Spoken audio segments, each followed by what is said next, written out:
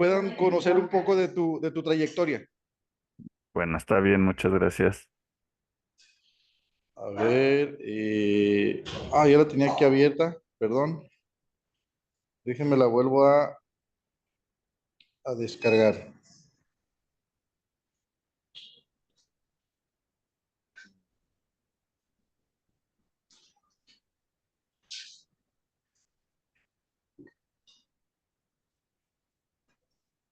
Bueno, chicos, pues muchas gracias por asistir. Vamos a comenzar un seminario más de la Academia de Ciencias Agrícolas. En esta ocasión, pues tenemos el gusto de que esté con nosotros el doctor Santos Carballar Hernández. Él es investigador en la Universidad Michoacana. Déjenme ver, porque el nombre está un poquito largo. Bueno, ahorita voy a leerlo dentro aquí de su semblanza. Miren, el doctor Santos es biólogo por la Universidad Autónoma Metropolitana, es maestro en ciencias, egresado con mención honorífica del Instituto Politécnico Nacional, doctor en ciencias en edafología por el Colegio de Posgraduados. Su tesis de maestría recibió en el año 2010 el primer lugar en concurso de tesis de posgrado, y en el 2018 su tesis de doctorado recibió una mención especial por la Sociedad Mexicana de Simbiosis Micorrícica. Es miembro del Sistema Nacional de Investigadores Nivel 1 y perfil PRODEP en la universidad. Su trayectoria en investigación se ha centrado en microorganismos promotores del crecimiento vegetal y propagación in vitro de plantas y hongos micorrícicos. Ha participado como autor y coautor de varias publicaciones y ha presentado varios trabajos en congresos nacionales e internacionales. Es miembro de la Sociedad Mexicana de la Simbiosis Micorrícica, de la Sociedad Mexicana de Ecología y de la Sociedad Mexicana de Ciencias Hortícolas. Ha realizado diversas estancias, una de ellas sobre una investigación realizó una estancia para hacer una investigación sobre la propagación in vitro de hongos micorrícicos en el laboratorio de micorrizas en The Agriculture and Agri-Food en Canadá. Doctor Santos, pues muchas gracias y sin más, te paso los micrófonos para que puedas comenzar. Ok, perfecto. Buenos días, chicos. Pues antes que nada quiero agradecerle al doctor Luis por la invitación. Por ahí yo he andado un poquito a las carreras porque vengo regresando de un congreso, entonces anduve desconectado como una semana de la parte académica. ¿Sí? Bueno, como les comentaba el doctor Luis, yo estoy en la Universidad de la Ciénega del estado de Michoacán de Ocampo. ¿Sí? Es una universidad relativamente joven, tiene alrededor de unos 16 años y pues yo estoy adscrito a la licenciatura en genómica alimentaria. Bueno, como ya les comentaba el doctor Luis, pues yo les voy a explicar un poquito sobre el impacto que tienen los microorganismos rizosféricos en el crecimiento vegetal. ¿Sí? Por aquí abajo les dejo mis correos. Ya la sesión va a quedar grabada, entonces por ahí los pueden ver más adelante por si tienen alguna duda, inquietud o quisieran colaborar con alguna de las cosas que hacemos aquí en la universidad. ¿Sí? Eh, bueno, de manera general, eh, seguramente ustedes saben que el suelo, pues, es el motor de la producción vegetal, ¿sí? No solo en ecosistemas agrícolas, sino también en los ecosistemas naturales. Y por ende, una gran parte de los estudios que se han realizado en el suelo, pues están enfocados en las características físicas y químicas. ¿Por qué? Porque eso va pues a determinar como la fertilidad de un suelo y eventualmente pues va a determinar la producción de los cultivos, ¿sí?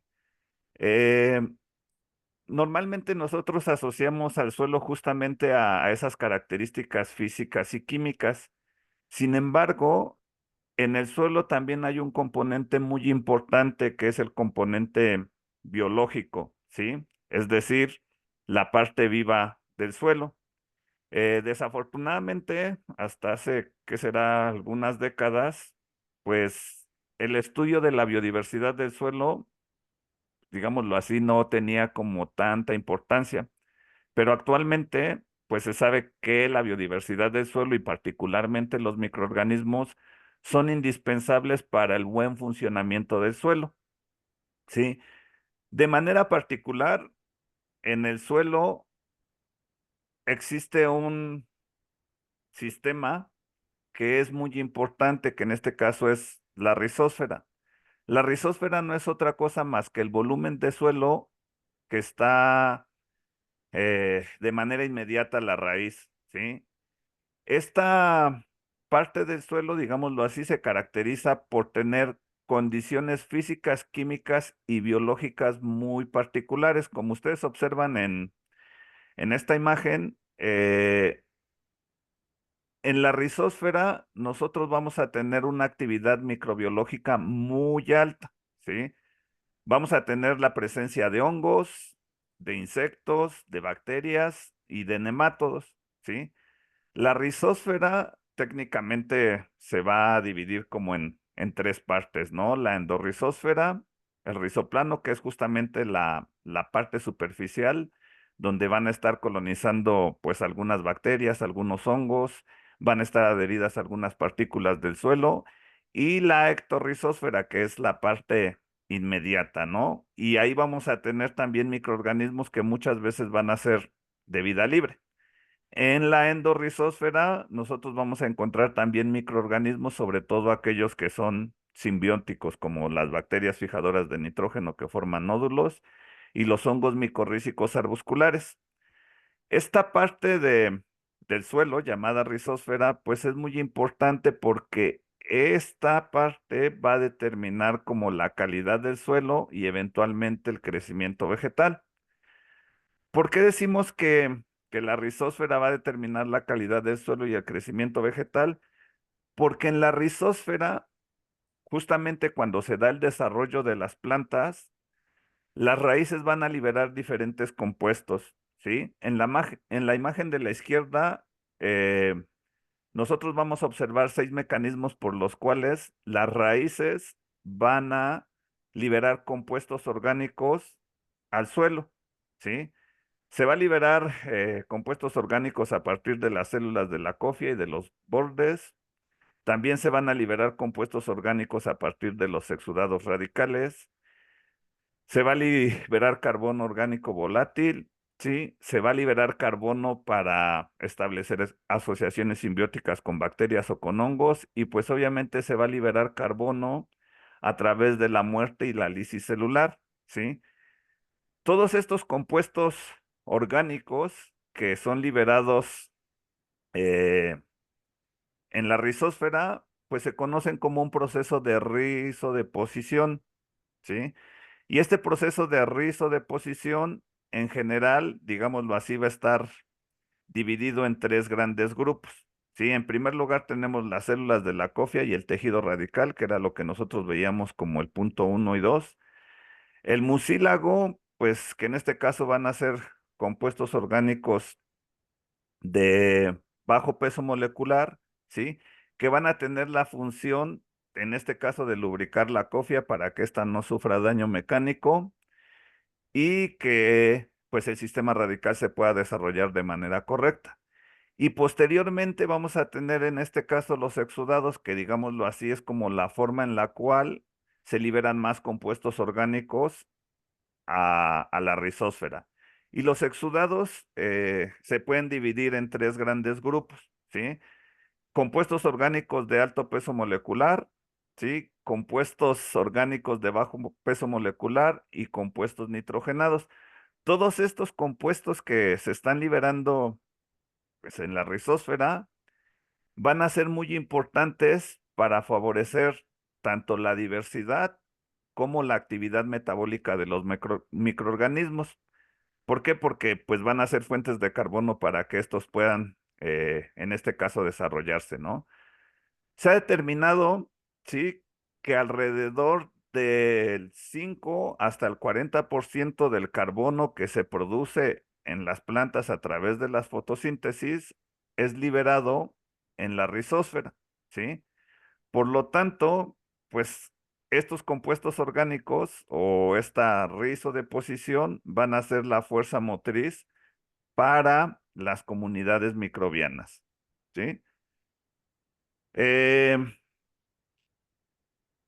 En el suelo, pues obviamente hay una alta diversidad microbiana, pero se ha demostrado, ¿sí?, que la rizósfera presenta una mayor diversidad microbiana que el suelo aledaño, ¿sí? Eh, Hay algunos datos en los cuales se ha demostrado que alrededor del 15 al 40% del sistema radical está cubierto por microorganismos, ¿sí? Hongos, bacterias, nemátodos, mesofauna, ¿sí? Y la carga microbiana, ¿sí?, en la rizósfera se ha determinado que varía de 10 a la 10 hasta 10 a la 12, ¿sí?, unidades formadoras de colonia por gramo de suelo, ¿sí? En la imagen de la izquierda, ustedes lo que observan es como algunos de los procesos que se llevan a cabo en la zona rizosférica, ¿sí? Entonces, nosotros vamos a tener ahí un alto contenido de materia orgánica que posteriormente se va a mineralizar o se va a inmovilizar y nos puede dar nutrientes, ¿sí? Y esos nutrientes se pueden lixiviar o se pueden perder como gases hacia la atmósfera. Pero además de esos elementos, nosotros vamos a tener una gran cantidad de grupos funcionales. Sí, aquí tenemos tres grandes grupos: los microorganismos patógenos, que en este caso particular a nosotros no nos interesan porque, pues, nosotros lo que buscamos es trabajar con microorganismos que promuevan el crecimiento vegetal. ¿Qué tipo de microorganismos? Pues estos que ustedes observan aquí, que son los hongos micorrízicos y las bacterias fijadoras de nitrógeno. Si ya nosotros nos vamos a esta otra imagen del lado derecho, nosotros vamos a encontrar que en la rizósfera, ¿sí?, vamos a encontrar una alta diversidad bacteriana, ¿sí? Lo que ustedes observan aquí son diferentes grupos de bacterias y aunque aquí se observa que las cianobacterias son el grupo más importante, más adelante les voy a mostrar que en otro estudio el grupo más importante son las protobacterias, pero lejos de saber cuál es el grupo más importante, lo que quiero que observen es como la gran diversidad, en este caso de bacterias que observan aquí, ¿sí?, como grupos microbianos, y por aquí tenemos como el microbioma del suelo, ¿sí?, que pues en este caso va a depender, por un lado, de los exudados radicales, pero por otro lado, los que nos dedicamos a los hongos micorrízicos, hemos descubierto que además de esta zona rizosférica, hay algo que se conoce como micorrizósfera y más profundamente como hifósfera, es decir, la zona que tiene influencia por el micelio o las hifas de los hongos, ¿sí? Esa zona, sí, que se conoce como hifósfera, pues también va a tener exudados que van a favorecer el crecimiento de las plantas. Y esos exudados van a permitir que haya un sinfín de actividades metabólicas que van a influenciar el crecimiento de las plantas, ¿sí? Debido a esto, entonces es importante que previo a que nosotros podamos utilizar todos estos organismos que están presentes en la rizósfera o en la hifósfera, nosotros previamente conozcamos como la parte ecológica, su caracterización morfológica o molecular para saber con qué tipo de microorganismos estamos trabajando y que podamos saber también qué interacciones se están dando entre estos microorganismos para que posteriormente nosotros los podamos utilizar como inoculantes en la agricultura, ¿sí?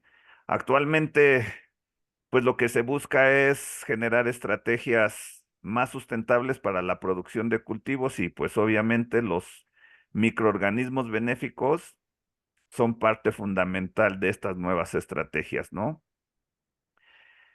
Eh, Estos microorganismos presentes en la rizósfera, pues son muy importantes, pero estos microorganismos están siendo afectados por diferentes características, ¿no?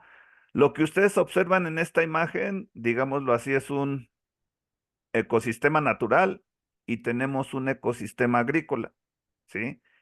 Aquí lo que nos están mostrando son varios factores que van a afectar la diversidad microbiana, ¿no? Entonces, de manera general, la composición vegetal, por lo menos en los ecosistemas naturales, que es esto que ustedes observan aquí, como Plant Diversity, junto con las especies vegetales, van a ser los principales factores que van a afectar la diversidad perdón, la diversidad microbiana. ¿Por qué? Porque pues ya habíamos visto que las plantas liberan exudados y esos exudados son la fuente de carbono para los microorganismos y pues entre mayor diversidad vegetal tengamos, va a haber una mayor cantidad de exudados, no solo en cantidad, sino también en cuanto a la composición. Y eso va a permitir que haya una mayor diversidad. Por eso es que las líneas en los ecosistemas naturales o las flechas, con esos dos factores, incluso también las interacciones bióticas, son los que van a determinar la diversidad microbiana en la rizósfera. Caso contrario a un ecosistema agrícola, donde las prácticas agrícolas y el tipo de suelo son los que van a tener un mayor impacto sobre la diversidad, ¿sí? Hay varios estudios en la literatura en los cuales normalmente se muestra que una gran parte de las prácticas agrícolas tienen un efecto negativo sobre la diversidad vegetal. ¿Qué prácticas agrícolas? Pues como esto que ustedes observan aquí, ¿sí? El tipo de labranza. Normalmente la labranza mecanizada va a tener un impacto negativo sobre la diversidad. ¿Qué otro tipo de prácticas? Pues el uso de agroquímicos en general, ¿sí? Fertilizantes o plaguicidas normalmente tienen un efecto negativo sobre la diversidad vegetal. Entonces, eh, por eso es que es importante, ¿sí? Que no solo conozcamos qué organismos hay ni qué interacciones se establecen entre los organismos, sino que además en los ecosistemas agrícolas particularmente, nosotros, antes de aplicar microorganismos para favorecer el crecimiento de las plantas, pues también tenemos que saber qué prácticas agronómicas se le está dando al cultivo, ¿sí? ¿Por qué? Porque los microorganismos del suelo, bajo ciertas condiciones agrícolas, no van a funcionar. Es decir, las bacterias promotoras de crecimiento vegetal y los hongos micorrízicos, si ustedes los aplican cuando hay altas dosis de agroquímicos, de plano no van a funcionar. Y entonces lo que van a hacer es estar perdiendo su dinero. La recomendación sería entonces aplicar microorganismos, ¿sí? Benéficos bajo, en este caso, unas bajas dosis de fertilizantes, ¿sí? Obviamente también tendríamos que saber cuáles son las características del suelo. Normalmente los efectos de los microorganismos benéficos son más evidentes cuando los suelos tienen una baja fertilidad, ¿sí? Eh, en esta imagen lo que les muestro es como la diversidad que se ha reportado de bacterias en la rizósfera, ¿sí? De todos los grupos microbianos que ustedes pueden encontrar en el suelo, pues las bacterias van a ser el grupo más diverso, ¿sí?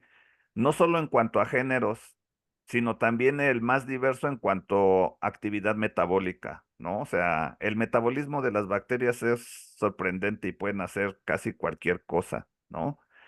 El número de bacterias que se ha reportado, ¿sí? En los suelos varía de 10 a la 6 hasta 10 a la 9 unidades formadoras de colonia por gramos de suelo, ¿sí?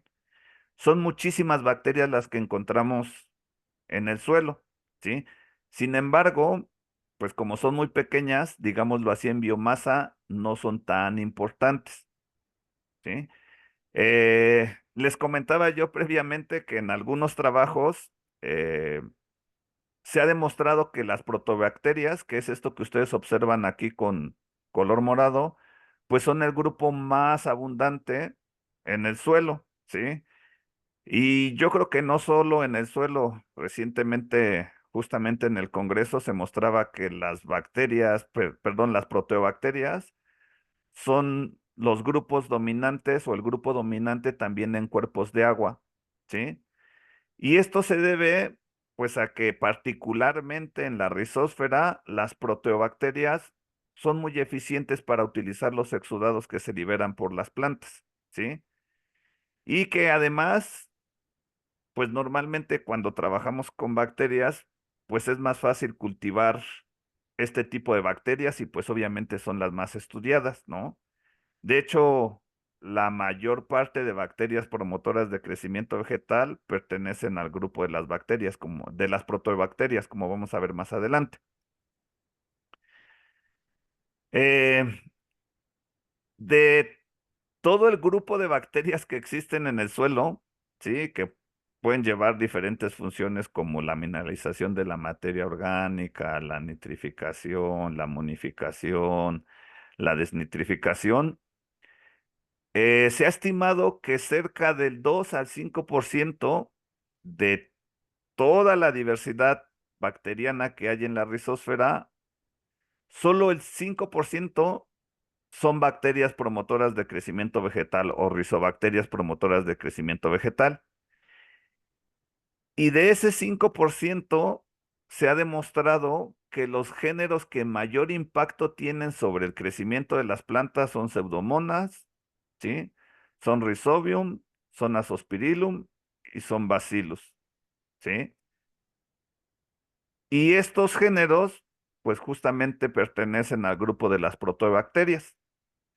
Seguramente ustedes han leído o han observado que actualmente, sí, yo creo que desde hace como unos entre 15 y 20 años, el uso de las bacterias promotoras de crecimiento vegetal se han utilizado como de manera más importante en la agricultura, no solo en México, sino a nivel mundial, ¿sí?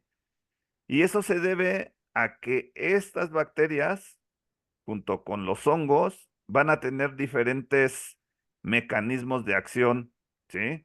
Van a mejorar el crecimiento vegetal a través de la fijación de nitrógeno, a través de la solubilización de fosfato, a través de la producción de reguladores de crecimiento, a través de la producción de sideróferos, sí, a través de mecanismos indirectos, porque van a, digámoslo así, a contrarrestar ciertas plagas y enfermedades a través de mecanismos como el parasitismo, como la competencia, como resistencia sistémica inducida, como compuestos antimicrobianos como los antibióticos, ¿sí?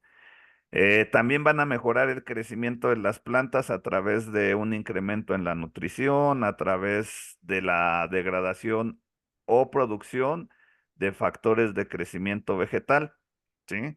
Entonces, los mecanismos por los cuales tanto las bacterias como los hongos promueven el crecimiento de las plantas son diversos, ¿sí? Y de manera particular, seguramente en la bibliografía ustedes van a encontrar que estas bacterias se pueden clasificar de diferentes maneras, ¿no?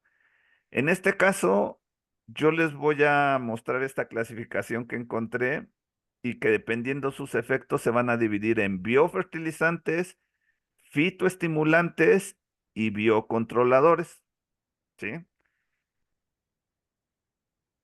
¿Por qué se dice que las bacterias son biofertilizantes? Porque estas van a estar implicadas sí o sí en mejorar o producir nutrientes para las plantas, ¿sí? ¿Cómo los van a mejorar o cómo van a producir nutrientes para las plantas? Por un lado, a través de la fijación biológica de nitrógeno, ¿sí? Y eso se va a dar con bacterias que van a ser simbióticas, como esto que ustedes observan aquí, ¿sí? Y tenemos géneros como Rhizobium o los actinomicetos, ¿sí? Y se ha demostrado, pues obviamente que esto está presente en las leguminosas, ¿sí? Y que la cantidad estimada de nitrógeno fijado a través de este tipo de simbiosis varía de 50 a 400 kilogramos de nitrógeno por hectárea por año, ¿sí? ¿Cómo se fija el nitrógeno también? A través de asociaciones que no necesariamente van a ser simbióticas, ¿sí? Es decir, no necesariamente la bacteria va a estar colonizando el sistema radical de la planta y formando nódulos, ¿sí? Aquí tenemos géneros como Azospirillum y Azotobacter, ¿sí? La cantidad de nitrógeno fijada varía de 10 a 50 kilogramos de nitrógeno por hectárea por año. Y por último, tenemos bacterias fijadoras de nitrógeno de vida libre, ¿sí? Que en este caso la fijación puede variar de 1 hasta 80, ¿sí? Otro grupo importante de bacterias que van a favorecer, en este caso, la nutrición de las plantas, y por eso es que se llaman biofertilizantes, son aquellas que van a solubilizar el fosfato inorgánico, ¿sí? Porque muchas veces el sulfato inorgánico, aunque está presente en el suelo, no está disponible para las plantas, porque está atrapado por iones de aluminio y fierro particularmente, ¿sí? Como vamos a ver más adelante cuando les explique yo un poquito sobre el papel de los hongos micorrízicos. Muchos otros grupos de bacterias, pues obviamente van a participar en el proceso de mineralización del fosfato orgánico, ¿sí? En esta tabla, lo que ustedes pueden observar son diferentes tratamientos, desde un control en el cual no se aplicó fertilización, hasta dos tratamientos eh, fertilizados, ¿sí? Con diferentes dosis de fertilización. Y después tenemos 4 cepas de bacterias, ¿sí? Que son capaces de solubilizar fosfato, ¿sí? Y entonces, ¿qué es lo que podemos observar? Es que obviamente aquellos tratamientos con fertilización presentaron una longitud de los brotes, una mayor área foliar y un mayor peso seco con respecto al control. Pero si nosotros vemos más abajo, las 4 cepas, ¿sí? En general, por lo menos para el área foliar, presentaron mejores resultados con respecto a los tratamientos fertilizados. ¿Eso qué nos quiere indicar? Sí, que las bacterias fijadoras de nitrógeno o las bacterias solubilizadoras de fosfato o en general las bacterias promotoras de crecimiento vegetal muchas veces se pueden utilizar, ¿sí? Y pueden sustituir los fertilizantes químicos, ¿sí? Aunque, pues en este caso, pues habrá que hacer como un análisis, ¿no? Porque a veces uno puede decir que las bacterias pueden, digámoslo así, evitar el uso de fertilizantes, pero va a depender mucho del cultivo. Sí, si son cultivos altamente demandantes, pues vamos a tener que utilizar dosis menores de fertilizantes más la inoculación de bacterias, ¿no? Esto que ustedes observan aquí es parte de los trabajos que se han hecho aquí en el laboratorio con unos compañeros con los cuales colaboramos. Y entonces lo primero que hicimos fue justamente caracterizar bacterias promotoras de crecimiento vegetal aisladas de maíz, ¿sí?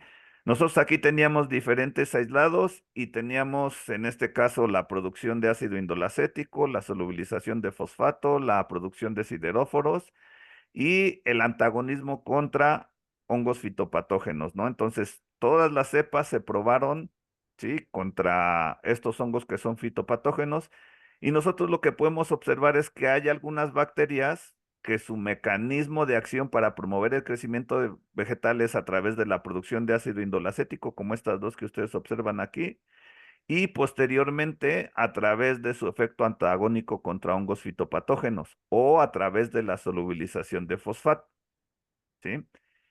Eh, lo que ustedes observan en estas imágenes fue como el efecto de estas bacterias en el proceso de germinación y en el desarrollo de las plántulas, ¿no? Y entonces aquí lo que podemos observar es de manera muy general, es que las plantas inoculadas con la cepa C1-2 y la cepa C1-1 AEPS, pues normalmente son ligeramente más grandes, pero que además tienen un sistema radical más desarrollado. ¿Sí? En la parte que ustedes observan aquí, lo que observamos es que no solo se modificó, digámoslo así, el sistema radical en cuanto a biomasa, sino lo que pudimos observar también es que había cambios en la arquitectura. Sí, es decir, había una mayor cantidad de pelos radicales en comparación con el control. ¿Sí?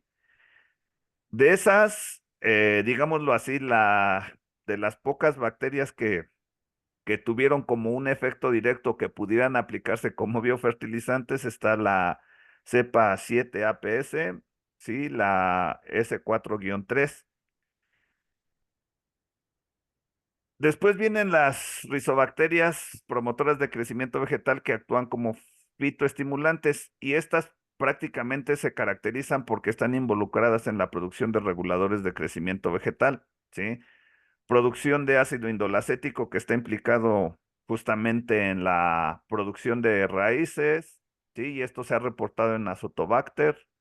Producción de etileno y de ciatina que se ha reportado en Azospirillum, ácido giberélico, ácido abscísico que se ha reportado también en géneros de Azospirillum.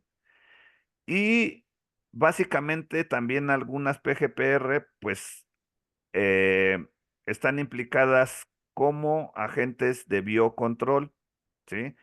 Aquí lo que ustedes observan son varias cepas de Rhizobium y lo que se muestra son los diferentes mecanismos de acción por los cuales estas, digámoslo así, controlan a los agentes patógenos de las plantas, ¿sí? Entonces puede ser a través de resistencia sistémica inducida, puede ser a través de la producción de sideróforos.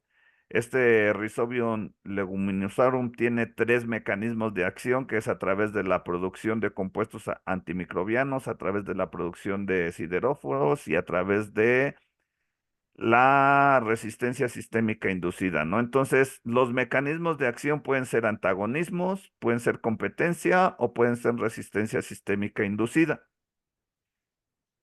Esta imagen que les muestro aquí es de un trabajo de unos chicos de maestría que de las cepas que nosotros previamente seleccionamos de maíz, nosotros empezamos a trabajar con la cepa S2-2, ¿sí? Y empezamos a ver qué genes estaban implicados en la síntesis de ácido indolacético, ¿sí? Y entonces lo que nosotros tenemos aquí es un control en el cual no se adicionó nada y un tratamiento en el cual nosotros adicionamos triptofano. ¿Por qué triptofano? Porque el triptofano es un precursor del ácido indolacético. Y entonces lo que nosotros observamos es que de manera general, cuando nosotros adicionamos triptofano al medio, eh, la expresión relativa de genes va a incrementar, ¿sí? Que es esto que ustedes observan aquí en gris. Si se fijan, los genes básicamente están apagados cuando no tienen triptofano. Y cuando nosotros adicionamos el triptofano, pues los genes se encienden y hay una mayor expresión, ¿sí? Entonces, ahorita nosotros, pues lo que pudimos observar es que el gen ALDH y AAM, pues son los que más se expresan cuando nosotros adicionamos triptofano al medio. Bueno, ahora les voy a hablar de otro grupo, también importante, sí, que son los hongos. Sí, los hongos, eh, digámoslo así, son el segundo grupo en cuanto a volumen más importante que hay en el suelo. Sí, se ha determinado que su cantidad varía de 10 a la 5 a 10 a las 6 unidades formadoras de colonia por gramos de suelo. Y ahí vamos a tener diferentes grupos funcionales que van a afectar el crecimiento de las plantas, los hongos saprófitos que van a participar en la degradación de la materia orgánica, los hongos parásitos que van a tener efectos negativos sobre las plantas, y por aquí tenemos los hongos simbióticos, ¿sí? O los hongos micorrízicos que van a favorecer el crecimiento de las plantas. Yo me voy a centrar particularmente en un grupo de hongos, porque es con el grupo con el cual más trabajo, sí, que son los hongos micorrízicos arbusculares, ¿sí? Estos hongos micorrízicos arbusculares se caracterizan por formar una asociación simbiótica mutualista con el sistema radical de las plantas. Esto que ustedes observan aquí en la imagen de la izquierda, pues es el sistema radical de una planta y tenemos células de la epidermis, ¿sí? Estos hongos, al asociarse con la planta, van a penetrar la epidermis, ¿sí? Y el cortex. Van a crecer y entonces van a tener un crecimiento hacia el interior de la raíz, pero también van a tener un crecimiento hacia el exterior de la raíz y van a tener en contacto con el suelo, ¿sí? Este grupo, pues obviamente es muy importante porque forma parte medular de la rizósfera. ¿Por qué? Porque aunque la diversidad es muy baja, porque se han descrito alrededor de 300 especies, la biomasa de este grupo de hongos es altísima, ¿sí?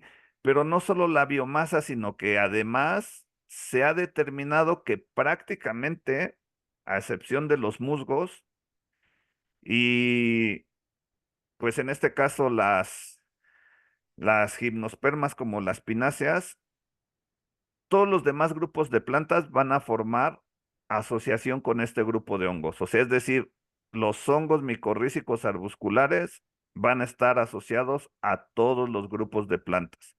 En las pináceas, pues tenemos otro grupo de hongos micorrízicos que son los ectomicorrízicos.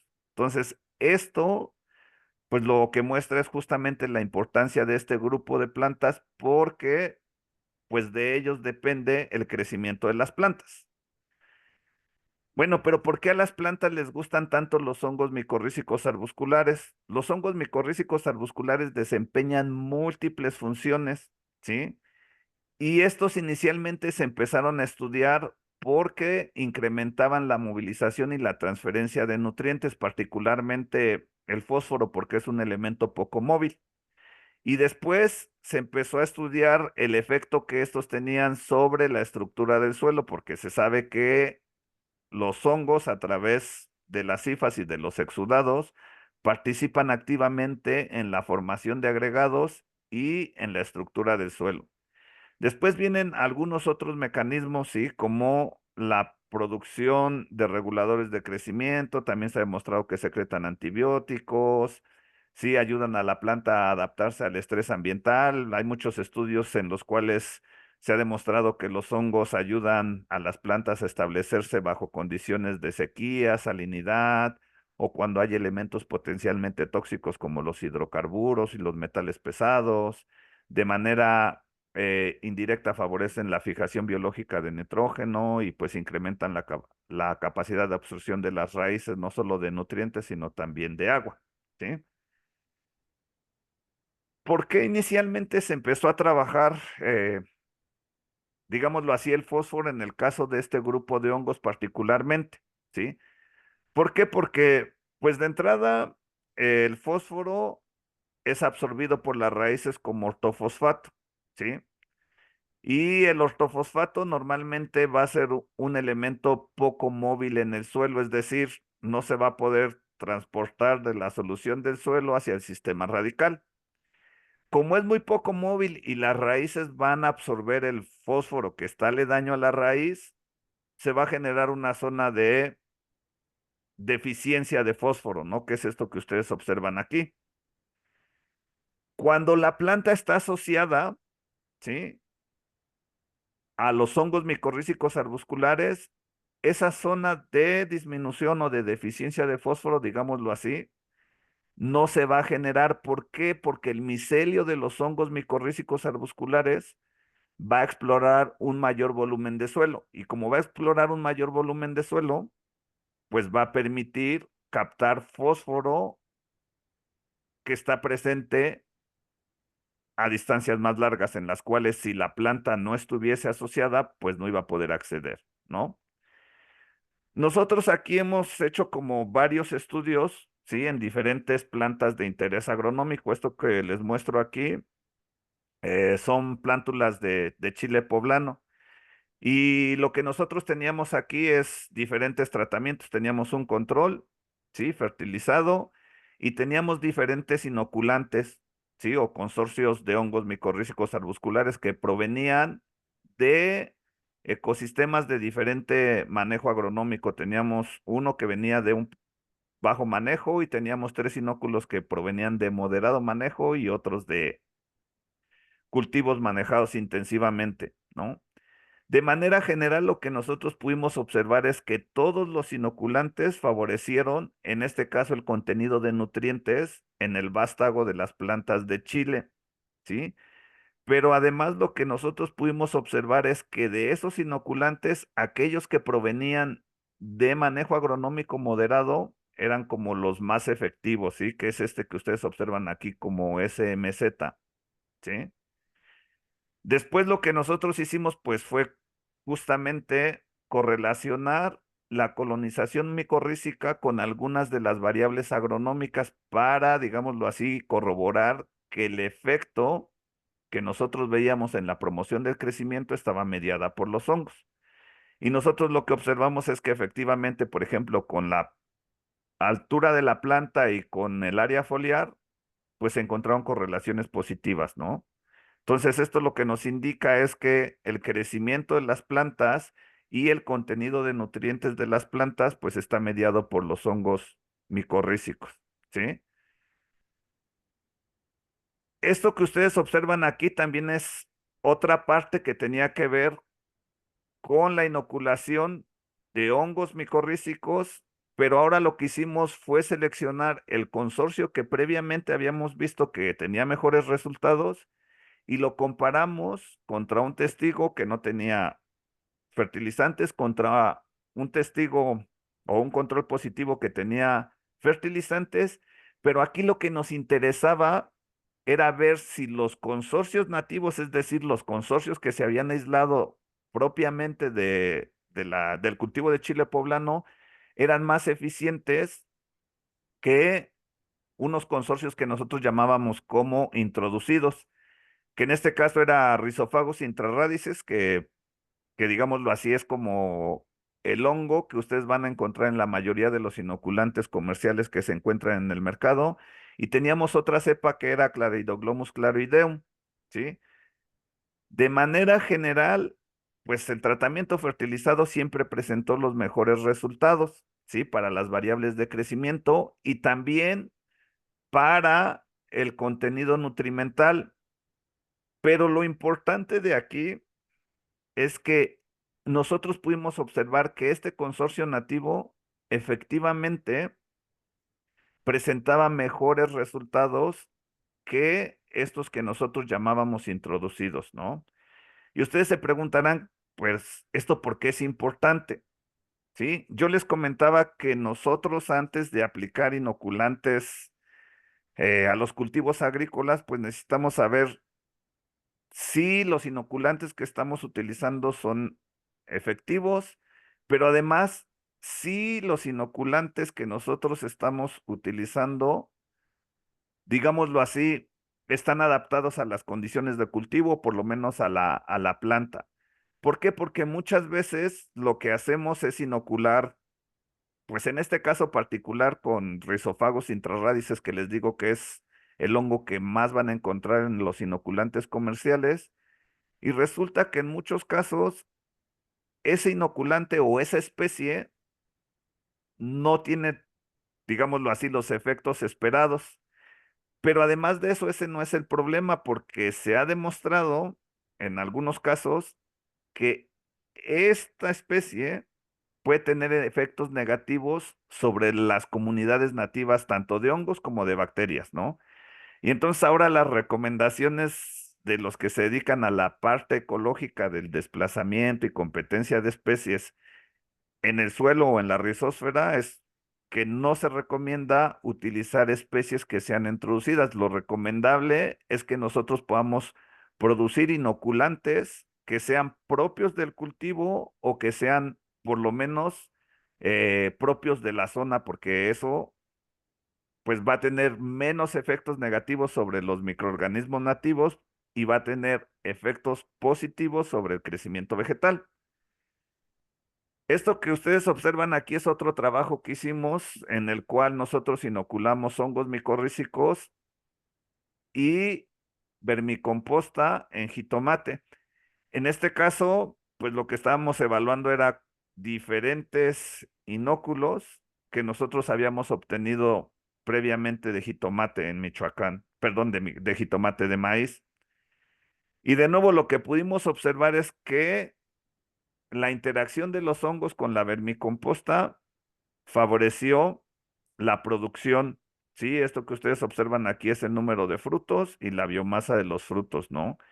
Y entonces aquí lo que nosotros observamos es que el inoculante Emiliano Zapata 1 y el inoculante Pajacuarán fueron los que presentaron los promedios más altos, ¿sí? Con diferencias significativas con respecto al control y al tratamiento fertilizado. Y lo que ustedes observan aquí, que a mí me sorprendió muchísimo en estas imágenes, pues tenemos aquí, digámoslo así, algunos jitomates presentes en uno de los tratamientos inoculados y en el tratamiento control. Y en la parte superior, pues teníamos un jitomate que si ustedes observan casi tenía el tamaño de un billete de 100 pesos, ¿no? O sea, teníamos jitomates, o sea, bastante grandes, con mayor calidad. Nosotros ahorita lo que pretendemos hacer es justamente determinar la calidad de los jitomates, porque aquí ya vimos que tenemos plantas más grandes, mejor nutridas y con mayor producción, pero además queremos ver si los hongos, sí, junto con la vermicomposta, están afectando la calidad nutricional de los jitomates, ¿no?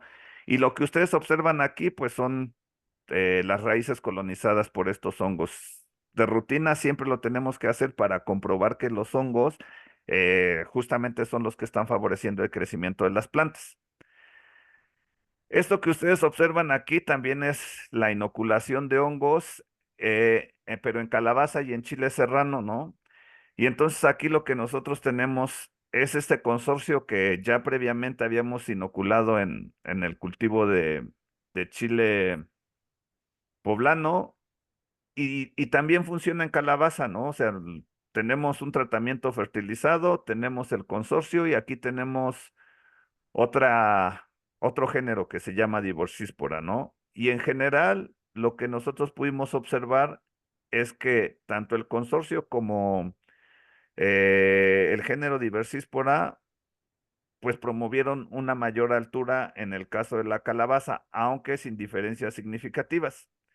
Y por este lado, en el caso del de chile serrano, perdón, nosotros inoculamos hongos micorrízicos arbusculares, las bacterias promotoras de crecimiento vegetal que previamente ya habíamos aislado de maíz y tuvimos un tratamiento en el cual utilizamos hongos micorrízicos más bacterias promotoras de crecimiento vegetal y lo que pudimos observar es que por lo menos para el número de flores, los hongos micorrízicos produjeron más flores, pero ya cuando, digámoslo así, se dio el amarre de los frutos o el cuajado de los frutos, los hongos micorrízicos tuvieron casi el mismo número de frutos que el tratamiento que tenía hongos micorrízicos más bacterias promotoras de crecimiento vegetal.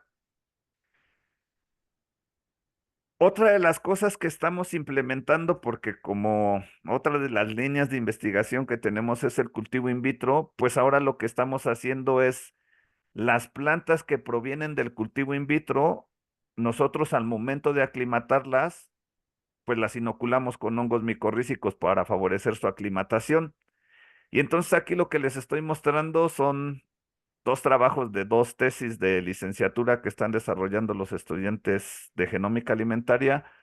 Por un lado tenemos a limón y por otro lado tenemos fresa, ¿no? De manera visual, lo que nosotros podemos encontrar es que las plantas inoculadas con hongos micorrízicos, pues de entrada están más grandes y seguramente se va a observar que van a tener una mayor biomasa, ¿no?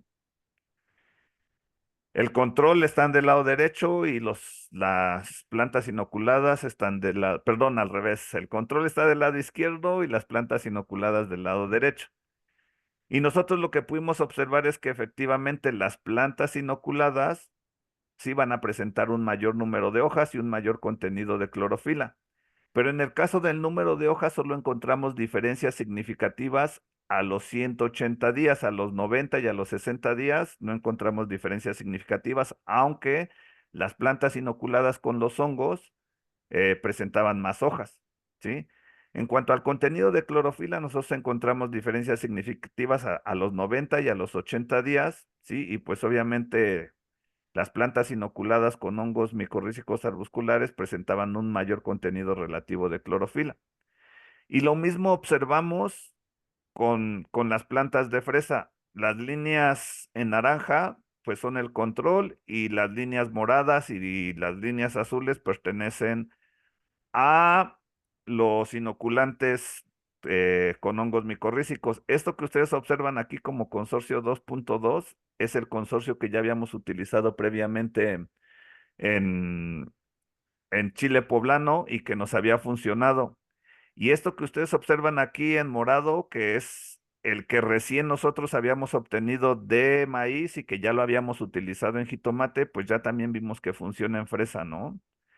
Entonces, los inoculantes que hemos estado utilizando, pues por lo menos ahorita nos han funcionado en diferentes cultivos, ¿no?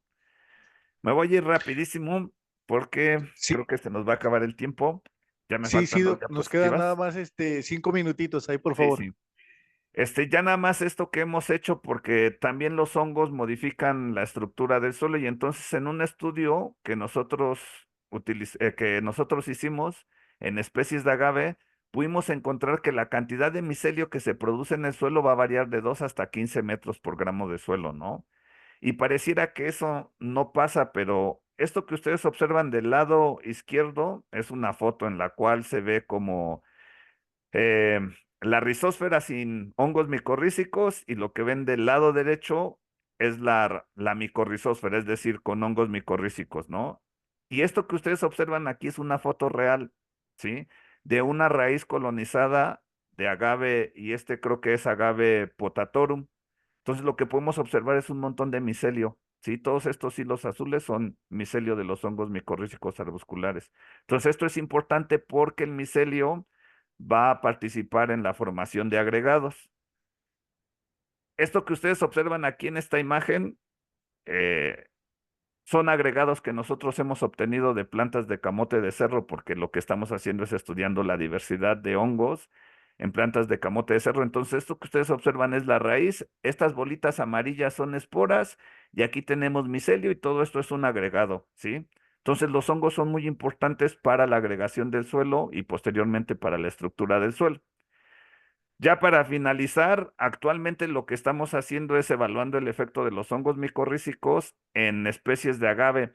Por un lado, para que las plantas crezcan mejor, esto que ustedes observan es la germinación y entonces lo que pudimos observar es que la inoculación con hongos favorece la germinación, pero en realidad lo que nos interesa aquí, o por lo menos a los chicos que van a trabajar con esto, es no solo que los hongos favorezcan el crecimiento de las plantas, sino que digámoslo así, para por lo menos hacer un poco menos dañino el cultivo de agaves, es que las plantas de agave que se establezcan en una plantación vayan inoculadas con hongos micorrízicos. ¿Para qué? Para que los hongos micorrízicos atenúen el efecto negativo que de repente tienen las plantaciones de agave. ¿Cómo lo van a atenuar? A través de la formación de agregados, ¿sí? Por, en este caso, el uso de las hifas, ¿no? Y pues, no sé, creo que fue muy rápido, fue mucha información, pero pues les decía yo, ahí tienen mi correo por si tienen alguna duda o si tienen alguna pregunta o si les interesa parte de lo que hacemos aquí. Doctor Santos, pues muchas gracias por tu presentación.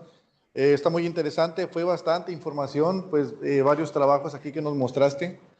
Yo creo que sí surgieron aquí algunas preguntas, no sé si tengan alguna duda. ¿Podemos hacer una pregunta, algún comentario? Eh, bueno, mira, estamos sobre la hora y los chicos tienen otras actividades programadas. Pues ya solamente me queda agradecerte que hayas aceptado impartir el seminario y yo creo que ahí por ahí te vamos a estar escribiendo, si hay alguna duda o algún comentario. Bueno, no, al contrario, más bien a ustedes, gracias por la invitación. Igual ahí tienen mi correo por si tienen alguna duda o algún interés con algunas cosas en particular. Además de eso, pues yo me dedico a la parte taxonómica de los hongos, que es esto que ustedes observan en estas fotos, a la producción de inoculantes, que esto que ustedes observan aquí son inóculos que nosotros propagamos y que utilizamos en las plantas. Entonces, pues si alguien tiene interés como en esas áreas, pues con gusto los podemos ayudar. Pues bueno, doctor Santos, pues muchísimas gracias. Y sin más, pues damos por terminado el seminario del día de hoy. Gracias. Bueno, hasta luego, que estén bien, gracias. Gracias, gracias. Doctor Santos, en el transcurso del día voy a estar haciéndote llegar una constancia de participación. Muy bien, te agradezco mucho. Sí, sí, muchas gracias. Y bueno, ya los chicos se tienen que retirar porque tienen otro curso. Pero bueno, de cualquier manera, nosotros estamos ahí en contacto. Sí, hasta luego, que estén bien. Saludos. Gracias, gracias.